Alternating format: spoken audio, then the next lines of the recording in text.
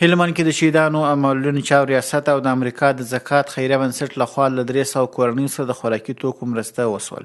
د هلمند د شهیدانو او معلولینو چارو ریاست د ټولنیزو خدمتونو مدیر نوید احمد وایي په دې مرستو کې هرې کورنۍ ته 6 قلمه خوراکي توکي ورکول شوي چې ترې شفاف او کره سروې وروسته ټاکل شوي.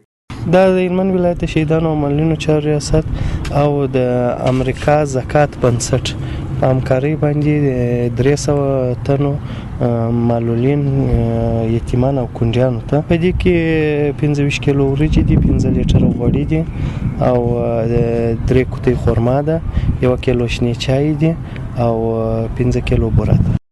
مرسته ترلاسه کوونکي راز محمد حکمت الله او داود شاه اسلامي امارت او خیریه بنسټونو مننه کوي چې دوی لاسنیوی کړي، خو غوښتنه کوي چې دا مرستې باید دوامداره وشي.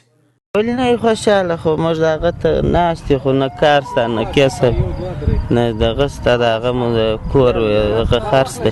ځکه چې موږ مایبین د خوارو د غریبۍ نه سرپرست سړی نه لرو، موږ د داسې خوشحاله یو ځکه موږ د دپاره ډېره قوي تمامېږي. موږ دغه مرستو دپاره غواړو چې په راتلونکي کې نور هم داسې مرستې زموږ سره وشي. ضرورت نو ډېر ورته لرو، نو خو موږ ته وینې په پښو نسو ګرځېدلی، کار نسو کولی، نو موږ څه وکړو؟ عیالونه راپسې دي، اولادونه راپسې دي، ماشومان راپسې دي، نو خو غواړي نو څه چا پیدا کړو دغه مرستې څه نه وي، نو مرستې بخشش نشته. دا د ونې وړ چې د روژې په مبارکه میاشت کې تر دې وړاندې هم د خوراکي توکو مرستې د اسلامي امارت لخوا ترسره شوې دي.